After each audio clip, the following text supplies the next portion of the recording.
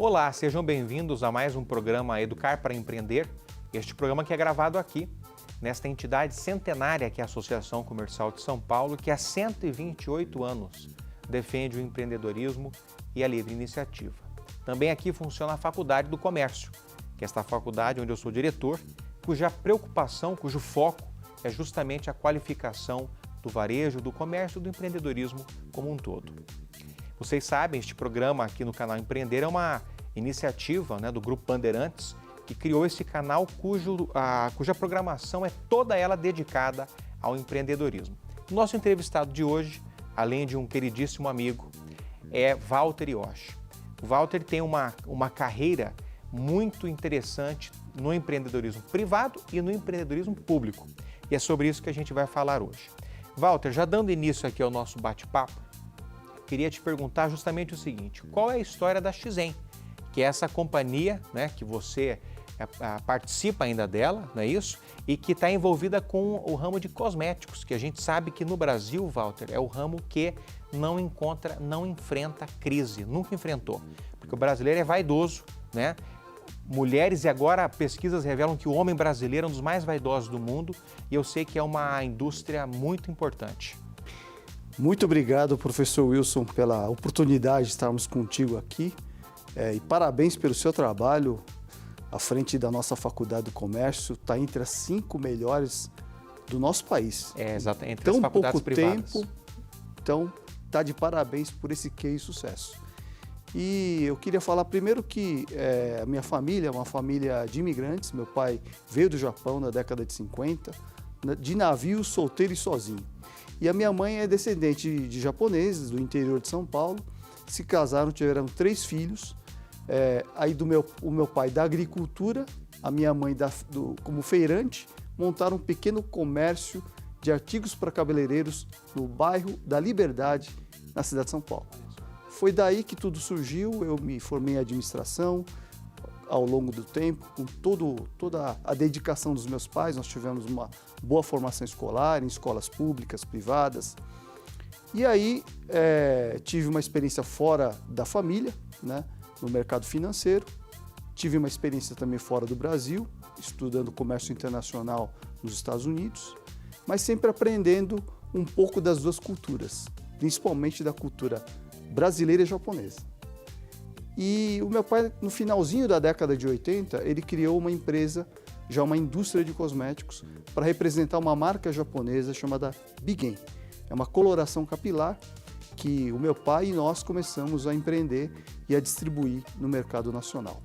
Nós não temos mais essa indústria porque depois do meu primeiro mandato como deputado federal, a família decidiu vender as marcas, Então hoje já não faço mais parte desse negócio. A empresa que sucedeu essas marcas está indo muito bem, uma empresa boa, grande, mas foi uma experiência fantástica.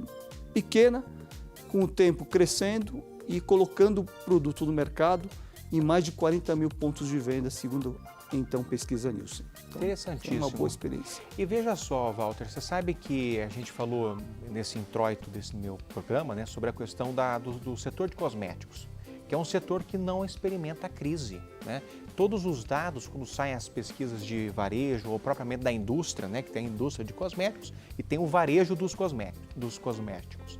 E, na verdade, os dados são sempre muito positivos. Eu queria saber, Walter, como é que você enxerga, você que teve essa experiência, como é que você enxerga esse crescimento do setor de cosméticos no Brasil? Por que você acha que é um setor que vai tão bem? Olha, quando nós começamos, professor Wilson, a empreender nesse setor, a nossa empresa era pequena. Mas, final da década de 80, o produto cosmético era considerado um produto supérfluo.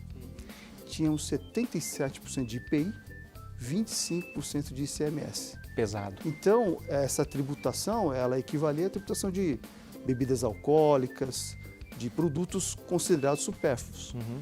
E a grande luta do setor, inclusive eu já fazendo parte do Sindicato das Indústrias de Perfumaria dentro da Fiesp e da Associação Brasileira de Higiene, Perfumaria e Cosméticos, liderado pelo nosso presidente João Carlos Basílio, que era dono da Rastro na época, nós conseguimos ao longo desse tempo reduzir a carga tributária. Esse é um dos grandes fatores. Então, o IPI foi de 77 gradualmente caindo para algo como 25%, 20%. Alguns produtos nós conseguimos encaixar como produto essencial. Por exemplo, protetor solar, que é um produto de higiene pessoal, né? Mas é um produto essencial para a saúde. Claro. Então, o IPI do protetor solar é zero. Ele tem o ICMS, se não me engano, hoje de 18%. Perfeito. Né? Deveria ser 12%. Então, essa redução da carga tributária foi fundamental para o crescimento da nossa indústria. Tanto é que nós temos empresas de marcas nacionais, a Natura, o Boticário, são grandes empresas que naquela época estavam em crescimento e hoje você vê o tamanho dessas empresas. São empresas que atuam no mercado global. E depois dessa conquista de natureza tributária, certamente elas foram impulsionadas enormemente. Sem dúvida. Você sabe, Walter, que em um dos meus programas anteriores, eu entrevistei o presidente da ABMS, Associação Brasileira das Mantenedoras de Ensino Superior, professor Celso Nisquet, e falávamos sobre a importância dessa vida associativa das entidades, porque elas melhoram a vida do setor. Então, você que é um pequeno empreendedor, você que é um pequeno industrial, você que está começando, se associe, participe da vida de entidades representativas, entidades de classe. Porque, evidentemente, que como em toda a sociedade, existem as dificuldades, né, Walter? O Walter citou um caso aqui, que a tributação no setor de cosméticos era muito pesada, porque era tido como algo supérfluo. Então, o setor se uniu, né, e participou grandes entidades, como a Fiesp no caso, e conseguiram esse feito, a redução da carga tributária, que na verdade potencializou esse setor da economia. Justamente foi o fator que permitiu um progresso desse setor. Walter, a gente vai fazer um pequeníssimo intervalo e nós já retornamos para a gente tratar de um outro assunto que diz respeito a empreendedorismo, só que na vida pública. Retornamos já.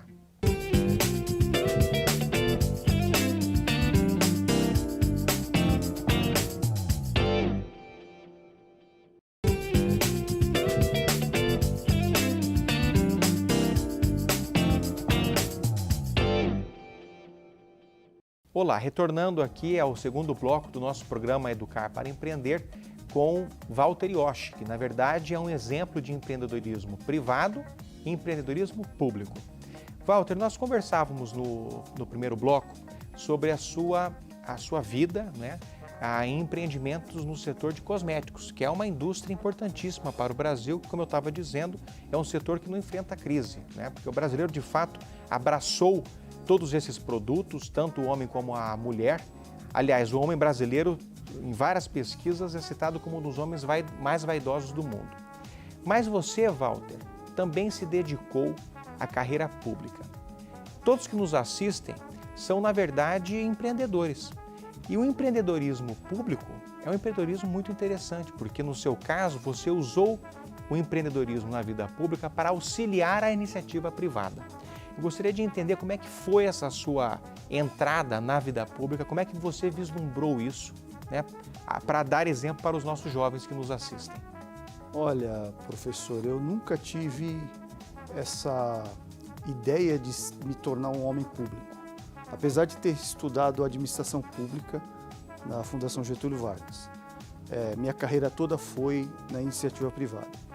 Em algum momento da vida, a gente começa a repensar a vida da gente e a missão que nós temos. E eu acabei tomando decisão após ouvir opinião de muitos amigos, muitos conselheiros, e acabei tomando a decisão de entrar na vida pública. A minha primeira experiência eleitoral foi em 2002, foi para deputado estadual. E aí, nesse momento, o meu projeto era poder defender a indústria, onde atuava, principalmente dar continuidade a esse projeto de defender o nosso setor, inicialmente, e toda a indústria. E também a comunidade nipo-brasileira, que eu fazia parte. Foi uma eleição difícil, 45 mil votos, não ganhei a eleição, mas aí eu conheci uma pessoa fantástica, chamada Guilherme Afif Domingos. E foi com o Dr. Guilherme que eu cheguei aqui a essa casa, a Associação Comercial de São Paulo, em 2003, quando ele retomava como presidente da Associação Comercial. E ali ele colocou várias metas, inclusive o projeto do microempreendedor individual, o projeto do Deixa Claro o Imposto na Nota, uma série de ações visando estimular o empreendedorismo. E aí eu me identifiquei com as causas da nossa entidade, vim para a Associação Comercial. Na sequência, eu fui indicado para ser subprefeito da região do Jabaquara, na gestão Serra Kassab.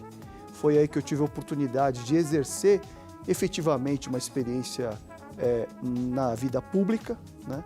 Uma excelente experiência como subprefeito. E aí fui enfrentar as urnas para deputado federal. Recebi essa missão de Gilberto Kassab. 2006, vencemos as eleições com 102 mil votos. 102 mil votos, é coisa, hein? Foi uma experiência fantástica.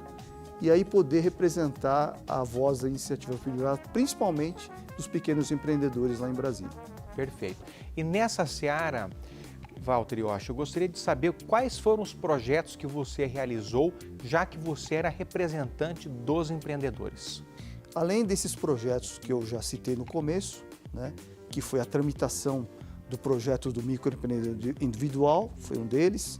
Um outro projeto que o deputado Guilherme Campos também liderou, que foi aquele projeto de deixar claro o imposto na nota. Seria o de olho no imposto? Não. Que o de olho no imposto é que gerou essa mobilização. E aí eu recebi uma missão aqui para ajudar na tramitação do cadastro positivo. Ah, perfeito. O cadastro positivo não existia no Brasil.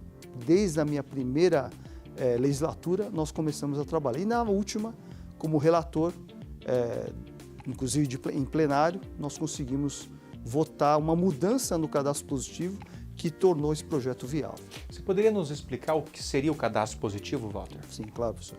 O cadastro positivo é o cadastro dos bons pagadores. Aqueles pagadores que tomam crédito ou que pagam as suas contas em dia passam a ter um currículo positivo, né? E na medida que ele tem esse currículo positivo, essa pontuação positiva, ele passa a ter acesso a um crédito mais barato. Ou seja, os bancos começam a competir o crédito desse consumidor ou de uma empresa. Então, hoje, todos nós temos a oportunidade de participar desse cadastro. Assim como qualquer cidadão americano, ele já nasce dentro do cadastro positivo, que eles chamam de Credit Bureau, né? E no Brasil já é uma realidade, graças a essa alteração que nós fizemos na legislação do cadastro positivo. Hoje é facultado ao consumidor ele ingressar no cadastro ou não, mas ele já está no cadastro positivo. Se ele não quiser, ele pode pedir para sair. Certo. Tá? Então, se não fosse essa pandemia, hoje nós estaríamos numa situação muito melhor. Isso facilita o acesso ao crédito, né? Facilita o acesso ao crédito, dá uma oportunidade de ofertar crédito algo em torno de 1 trilhão, segundo os birôs de crédito, e aí gera riqueza, porque você gira a economia. Perfeito. Walter, para os empreendedores que estão nos assistindo, eu arrisco dizer que parte da população brasileira imagina que o ambiente público ele não é muito acolhedor para esses homens públicos que estão querendo fazer políticas voltadas para o ambiente de negócio. Essa dúvida impera, tá, Walter? As pessoas elas têm essa impressão. Você foi deputado federal muito bem votado, foi envolvido com a Prefeitura de São Paulo. Esse ambiente, você sentiu isso, Walter? Ou as suas ideias, os seus projetos foram acolhidos? Como é que foi a sua experiência? A experiência foi muito boa. É claro que você defender causas mais populares, causas que tenham uma repercussão popular maior, facilita a vida de um parlamentar, né? Então você vê, por exemplo, algumas bancadas que têm tendências ideológicas, têm muita força dentro do Congresso Nacional. Você defender pautas da economia é um pouco mais difícil, até para você explicar para o seu eleitor, né? Mas é super necessário. Então, eu acredito que seja uma missão daqueles parlamentares que estão lá defendendo essas pautas que vão gerar mais emprego, que vão gerar oportunidades, que vão reduzir a carga tributária, e agora nós vamos entrar daqui a pouco nessa discussão da reforma tributária, né? Em breve nós estaremos lá em Brasília também, junto com o pessoal da CSCB, para poder discutir essa pauta. É um pouco mais difícil de você explicar para o eleitor. É um tema mais denso, né? É super necessário, é muito importante. Claro. E me diz uma coisa, Walter, existem algumas críticas sobre a questão do microempreendedor individual. Existem economistas que falam que, de certo modo, isso aprisiona. Não é a minha visão, tá? Porque, na verdade, o MEI, ele facilitou, ele deixou a coisa descomplicada. Antes era complicado. Então, certamente, esse ambiente descomplicado, com menos burocracia e mais agilidade, facilita o empreendedorismo e formaliza aqueles empreendedores informais que estão fora desse mercado, tá certo? Eles são desconhecidos, são, são indigentes do empreendedorismo. E isso é um problema muito grande, certo? Mas eu queria saber, mais importante do que eu penso, é o que você pensa. Qual é a sua visão sobre o microempreendedor individual? Eu concordo plenamente com a sua visão. O primeiro exemplo é o Simples Nacional, né? Hoje em dia está se falando em reforma tributária, que a gente tem que simplificar a forma de você pagar, a forma de você processar os tributos, né? Mas o Simples Nacional foi um projeto super importante que simplifica o processo da tributação no Brasil para o microempreendedor, empreendedor pequeno e médio. Isso. Aí veio a ideia do MEI, do microempreendedor individual. É aquele pequeno empreendedor que já trabalhava e não recebia o recurso por dentro, era tudo informal. Hoje ele tem a oportunidade de participar do sistema, emitindo sua nota, empregando pessoas, né? Gerando riqueza, inclusive tendo sua própria conta bancária. A gente vê que o Brasil ainda tem muito a avançar na bancarização. Tem muita gente aí que não tem conta bancária. É verdade. Né? Então é uma forma de você incluir esses pequenos empreendedores a iniciarem uma atividade empreendedora. Do MEI vai para o Simples. E do Simples vai para o lucro presumido, lucro real, e aí segue esse caminho do empreendedorismo. Perfeito. Walter, nós citamos aqui várias iniciativas exitosas que se tornaram realidade, tá? A gente não pode se esquecer, Walter, que tudo isso só foi possível porque na Constituinte, e essa figura que você citou há pouco, que é um ícone para todos nós, o Afife Domingos, participou daquele momento em que o Brasil foi refundado, né? Uma Constituinte é a refundação de um país, em todos os seus aspectos legais, jurídicos, sistêmicos. E na Constituinte foi incluído um dispositivo constitucional, tá certo? Um artigo que dizia que o pequeno empreendedor teria um tratamento tributário diferenciado. Portanto, a partir desse dispositivo constitucional, vieram essas leis complementares, né? Justamente regulando esse ambiente de negócio e facilitando a vida dos empreendedores. Portanto, esses avanços aconteceram. Mas o ambiente de negócio do Brasil ele ainda é difícil, ele ainda é complicado. Eu queria que você avaliasse, Walter, como homem público e como um empreendedor, que também foi na iniciativa privada, como é que você avalia o ambiente de negócio do Brasil hoje? Olha, professor, nós temos muito a avançar. Não somente no sistema tributário, que tem que ser simplificado, né, como também em poder dar ao empreendedor condições e um melhor ambiente favorável aos negócios. Te dou um exemplo, porque eu assumi lá em 2019 a gestão da Junta Comercial do Estado de São Paulo. Então, você abrir uma empresa já era complicado. O pessoal fala, abrir é difícil, fechar é quase impossível, né? Então, você colaborar e contribuir com ações para a melhoria do ambiente de negócio é super importante, né? E a abertura de uma empresa, quando nós chegamos na Junta, a média aqui no Estado de São Paulo era de 3,5 dias. Levava 3 dias para você abrir um pequeno negócio. Implementamos um sistema chamado Balcão Único, que não tem nada de balcão, é um sistema totalmente online. Menos de 2 horas você consegue abrir e licenciar uma empresa. Que avanço, hein? De baixo risco. Você faz isso tudo online, sem custo para o empreendedor.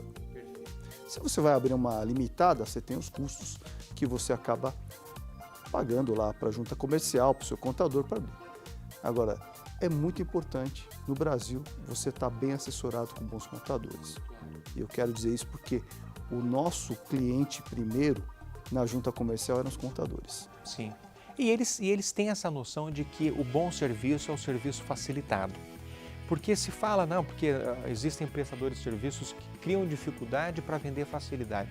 Não é verdade isso, Walter, porque o bom contador, e os bons contadores são a maioria, os bons advogados também, societaristas, etc., eles sabem que a satisfação do cliente está ligada à velocidade, à agilidade. Então, se você tem um profissional que raciocina assim, e você tem uma junta comercial, certo? Que também raciocina assim, evidentemente que o ganho para a população será extraordinário. E hoje, professor, cada vez mais a transformação digital, ela facilita. Então nós temos que usar a transformação digital, a digitalização, nós deixamos praticamente a junta 100% digital no ano passado. Esse ano a nova gestão tem a meta de finalizar esse processo. Para vencer a burocracia. Para vencer a burocracia. Isso. Então, reduzir a burocracia, facilitar que o empreendedor possa gerar. Claro. Gerar empregos, gerar riqueza. A Estônia fez isso. Não sei se você sabe a experiência da Estônia, que é 100% digital. Case de sucesso. Não há documento físico. É tudo digitalizado, está tudo na nuvem. Estônia é um case de sucesso. É a vocação que eles descobriram para vender esse serviço para o mundo. Para o mundo, perfeito. Bom, Walter, nosso programa dura 25 minutos. É uma pena, quando o assunto é bom e o entrevistado é bom, passa muito rápido. Mas como eu te disse, Walter, o nosso público ele é constituído por jovens, empreendedores, né? E que, na verdade, você sabe que a vida de empreender no Brasil, a vida do empreendedor brasileiro não é fácil, né? Mesmo que com todas essas conquistas que nós citamos há pouco, é um grande desafio, né? A concorrência é muito grande, né? O mercado está muito saturado em muitas áreas e os jovens, eles muitas vezes se perguntam, vale a pena? Vale a pena empreender na vida? Vale a pena criar um projeto, traçar um propósito na vida e perseguir um sonho, tá certo? Ou é melhor ficar acomodado? Certamente não é, mas é importante ouvir de uma pessoa como você, que venceu na vida, tá certo? Você disse há pouco, começamos pequeno e de repente a empresa cresceu e você também teve coragem de ir para o ambiente público. Precisa ter muita coragem, porque é dar a cara a tapa. Qual mensagem, Walter, você passa para esses jovens que estão nos assistindo e que querem se qualificar para que eles não tenham medo? Professor, acho que o jovem, ele precisa persistir, estudar muito, fazer a diferença, cada vez mais, e não ter medo de empreender.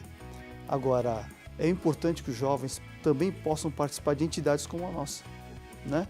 As entidades brasileiras, como a Associação Comercial, também precisam se renovar. Nós precisamos oxigenar as entidades.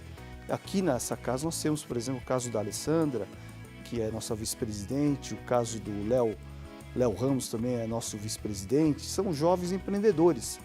E a participação desses jovens em entidades como a Associação Comercial e de outras entidades é super importante para que eles possam trocar experiências.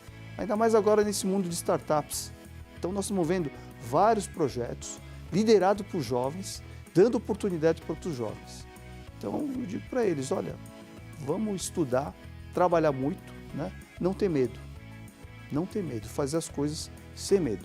Perfeito. Bom, então com essas palavras de estímulo, né? Eu sempre digo, gente, o mais importante da vida é você traçar para si um propósito. O propósito, Walter, vem do latim propósito, que é colocar-se à frente, colocar-se adiante, né? Os problemas vão acontecer. Se você se coloca adiante, se você traça para si um propósito, você está dando, como eu disse há pouco, a cara a tapa. E você levará tapas, porque faz parte da vida.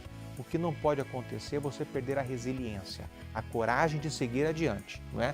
Churchill dizia, o sucesso é você pular de fracasso em fracasso sem perder o entusiasmo, tá certo? E a vida, quando você vê uma grande biografia, você tende a olhar só para o sucesso, só a parte bonita.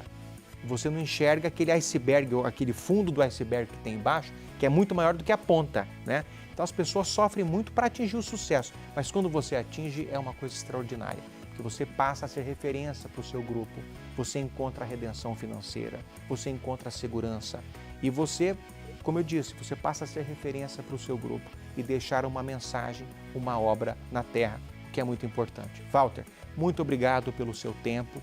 Eu sei que a sua agenda é exígua, mas falar sobre educação, falar sobre empreendedorismo É um assunto muito importante. Como você sabe, a Associação Comercial de São Paulo e o Grupo Bandeirantes estão muito envolvidos com esse tema. Obrigado pelo seu tempo e até o próximo programa Educar para Empreender.